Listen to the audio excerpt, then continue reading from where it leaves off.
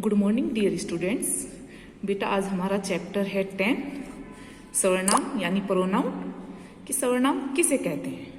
सर्वनाम बेटा वे होते हैं जिनका प्रयोग जो है हम संज्ञा के स्थान पर करते हैं, लेकिन हम जो है ना इसको इस लेसन के माध्यम से जानेंगे कि सर्वनाम किसे कहते हैं। सबसे पहले जो है हम इसकी डेफिनेशन के माध्यम से जानेंगे। डेफिनेशन है हमारी, जिन शब्दों का प्रयोग संज्ञा के स्थान पर, अभी मैंने बताया संज्ञा के स्थान पर किया जाता है उन्हें सर्वनाम कहते हैं। संज्ञा क्या होती है? जैसे व्यक्ति, वस्तु, स्थान, भाव है ना, उनके स्थान पर किया जाता है तो उसे हम सर्वनाम कहते हैं। सर्वनाम का अर्थ है सब नामों यानी संज्ञा शब्दों के लिए प्रयुक्त किए जाने वाले शब्द। वे शब्द सभी के लिए प्रयोग किए जा सकते हैं।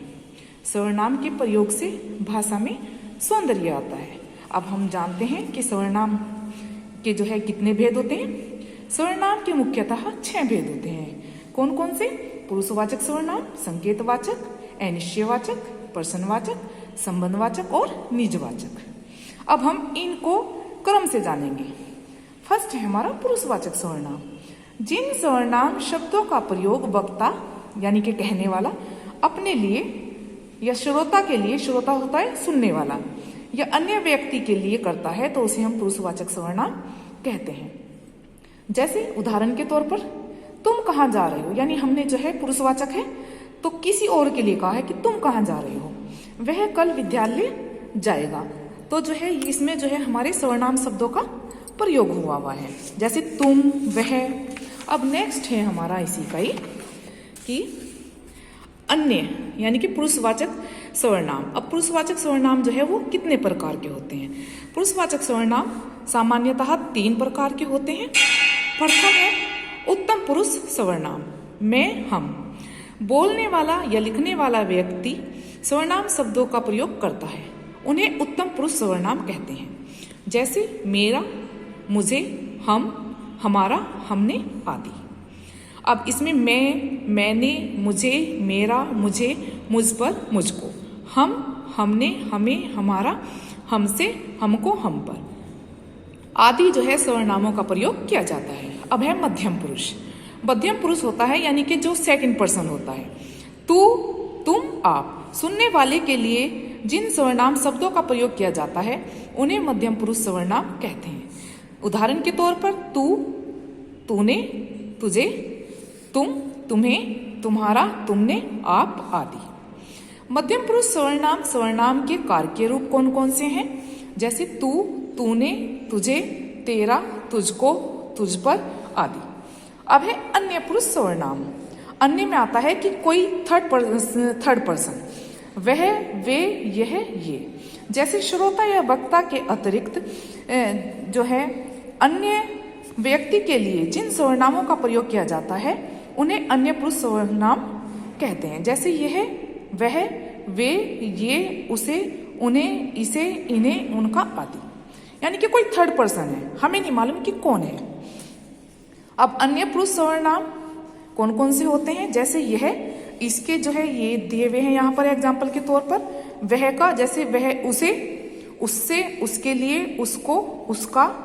फिर है यह यानी कि ये, इन, इन्हें, इनसे, इनको, इनके लिए आदि।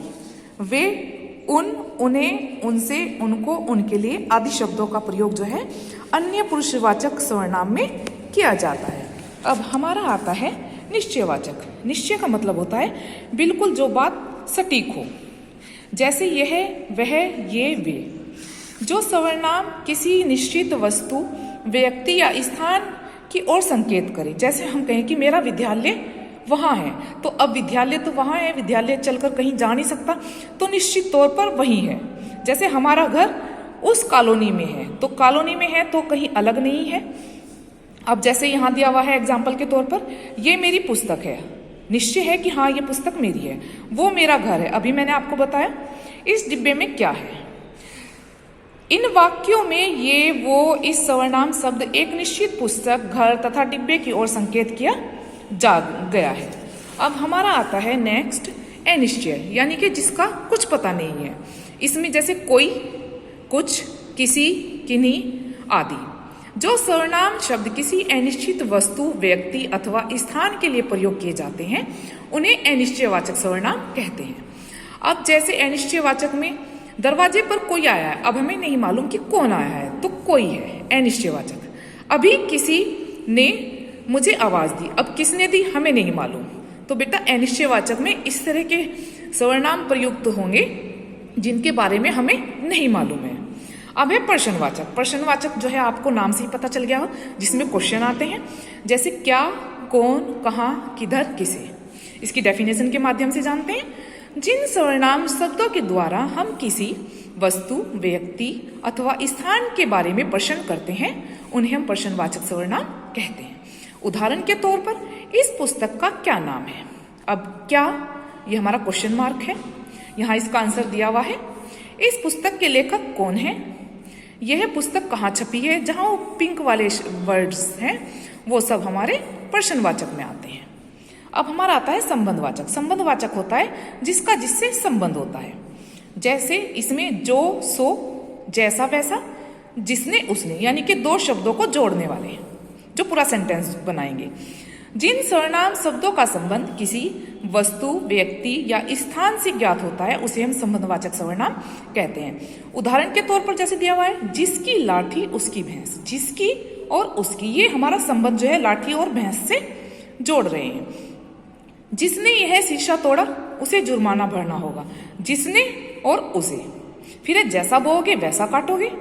जैसा और वैसा दोनों जो है बोओगे और काटोगे को संबंध जो है इसका बता रहे हैं। जो करता है सो भरता है। क्लियर। अब नेक्स्ट हमारा आता है निजवाचक सर्वनाम। नंबर 6 पर आता है हमारा निजवाचक सर्वनाम। निजवाचक सर्वनाम हम किसे कहते हैं, उसमें निज का मतलब होता है अपने आप या स्वयं। स्वयं, अपने आप, खुद, आप। जिन सर्वनाम शब्दों का प्रयोग कर्ता अपने आप या निज के लिए करता है उसे हम निजवाचक सर्वनाम कहते हैं। जैसे रचना ने स्वयं आकर मुझसे बात की। स्वयं यानी कि अपने आप। मोहित हर काम खुद। खुद का मतलब भी अपने आप। मैं अपने आप चला जाऊंगा, जैसे हम बोलते हैं सिंपल भाषा में। उसे आप ही बात करने दो। उसे आप ही यानी कि उसको खुद ही बात करने दो, अपने आप ही बात करने दो। अब ये हमारे जो है सर्वनाम हो गए हैं। अब हम देखते हैं कि हमने इस लेसन के माध्यम से क्या सीखा। फर्स्ट है हमारा, जिन शब्दों का प्रयोग संज्ञा के स्थान पर किया जाता है उन्हें सर्वनाम कहते हैं। सेकंड, सर्वनाम के 6 भेद होते हैं। पुरुषवाचक सर्वनाम, निश्चयवाचक सर्वनाम, अनिश्चयवाचक सर्वनाम, प्रश्नवाचक सर्वनाम, संबंधवाचक सर्वनाम और निजवाचक सर्वनाम। ये तो हुआ हमारा चैप्टर। अब हम इसके अभ्यास प्रश्न देखते हैं। फर्स्ट क्वेश्चन है हमारा, सर्वनाम किसे कहते हैं स्पष्ट कीजिए। यहाँ से जो है हम इसको यहाँ नहीं लिखेंगे, केवल हम इतना लिखेंगे इसमें। ठीक है, हम यहाँ से इसकी डेफिनेशन के सर्वनाम किसे कहते हैं फर्स्ट का आंसर हम यहाँ से और यहाँ तक लिखेंगे। सेकंड है, सर्वनाम के कितने भेद होते हैं उनके नाम लिखिए। पहले हम बताएंगे सर्वनाम के 6 भेद होते हैं, फिर हम जो है इनके नामों के बारे में बताएंगे। पुरुषवाचक सर्वनाम, निश्चयवाचक, अनिश्चयवाचक, निजवाचक, प्रश्नवाचक, सर्वनाम आदि। फिर हमारा थर्ड क्वेश्चन है, पुरुषवाचक सर्वनाम के बारे में बताइए। सबसे पहले जो है हम फर्स्ट पेज पर ही दिया हुआ है पुरुषवाचक सर्वनाम, इसकी डेफिनेशन के बारे में बताएंगे। पुरुषवाचक सर्वनाम की डेफिनेशन बताएंगे और दोनों एग्जाम्पल देंगे। और इसके बाद जो है पुरुषवाचक सर्वनाम के तीनों भेद बताएंगे। तीनों भेद बताएंगे। उत्तम पुरुष, केवल आपको इतना ही लिखना है तीनों में। क्वेश्चन नंबर जो है थर्ड आपका ये यहाँ क्लियर हो गया है। अब हमारा फोर्थ क्वेश्चन आता है। फोर्थ क्वेश्चन है हमारा, निश्चयवाचक और अनिश्चयवाचक सर्वनाम में क्या अंतर है। निश्चयवाचक और अनिश्चयवाचक, ये दोनों जो है हमारे यहाँ दिए हुए हैं। पहले हम जो है यहाँ से लिखेंगे निश्चयवाचक सर्वनाम। इसमें हम जो है पूरी डेफिनेशन लिखेंगे इसकी और इसके 2 एग्जाम्पल देंगे। इसी के बाद हम लिखेंगे अनिश्चय सर्वनाम। इसकी डेफिनेशन में पहले हम इसकी जो है ये लिखेंगे, कोई, कुछ, किसी, किन्हीं आदि सर्वनाम किसी अनिश्चित वस्तु, व्यक्ति अथवा स्थान का प्रयोग किए जाते हैं तो वहां पर अनिश्चित या अनिश्चयवाचक सर्वनाम होता है। तो हम इसमें इसके भी 2 एग्जाम्पल देंगे। Answer clear. नेक्स्ट है हमारी exercise fill in the blanks. अब यहाँ हम इसमें सही शब्द जो है चुन करके भरेंगे। फर्स्ट है हमारा अभी कहाँ जा रहे हैं, यहाँ आएगा वे अभी कहाँ जा रहे हैं। मेरा प्रिय विषय गणित है, मेरा मैंने लिखा हुआ है ऑलरेडी। रामचरितमानस की रचना, क्वेश्चन मार्क है तो किसने लिखेंगे। दरवाजा अपने आप ही खुल गया, जो कमाता है वही खाता है, यह पुस्तक मेरी है। Second exercise clear. Third exercise आती है हमारी, नीचे दिए वाक्यों में सर्वनाम शब्दों को रेखांकित करके उसका भेद बताना है। पहले सर्वनाम बताना है, फिर उसका हमें भेद लिखना है। जैसे जिसे आना था वह आ गया, अभी हमने पढ़ा है ये संबंधवाचक वह है ना। फिर है मुझे स्पेनिश भाषा नहीं आती, अब मुझे ये जो है पुरुषवाचक सर्वनाम का उत्तम पुरुष है, पुरुषवाचक सर्वनाम का उत्तम पुरुष है। थर्ड है इसका ग, किसी से पूछकर ही काम करना, यह अनिश्चय वाचक। अब किसी, हमें नहीं मालूम कि किससे पूछकर करना है। उसे फिल्म देखने जाना है, उसे, अब ये नहीं पता कि कौन है, अन्य पुरुषवाचक सर्वनाम। मेरा जूता फट गया, मेरा उत्तम पुरुष। फिर है स्वयं काम करने से आत्मविश्वास बढ़ता है, स्वयं का मैंने अर्थ बताया था कि निजवाचक में आता है।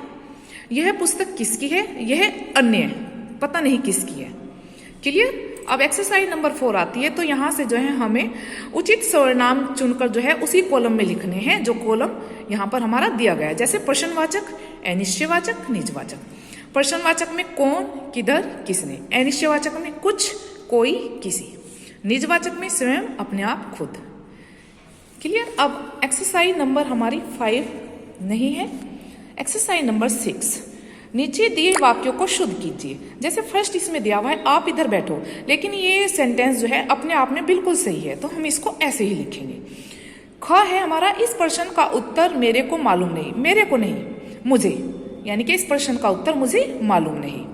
फिर है तुम्हारा घर कौन जगह पर है, कौन जगह नहीं, कहाँ पर है। फिर मैं आज मेरी किताब लाना भूल गया, मैं आज अपनी किताब लाना भूल गया। हमने आज नाटक देखने जाना है, हमने नहीं, हमें आज नाटक देखने जाना है। क्लियर बेटा, ये आपका चैप्टर कंप्लीट हो गया है और सभी जो है अपना वर्क अप टू डेट रखेंगे, किसी का भी वर्क जो है पेंडिंग नहीं होना चाहिए। क्लियर बेटा। और मैं इसके क्वेश्चन आंसर्स की आपको PDF दूंगी, वहां से आप अपना वर्क डेट वाइज करेंगे। ओके, थैंक यू बेटा।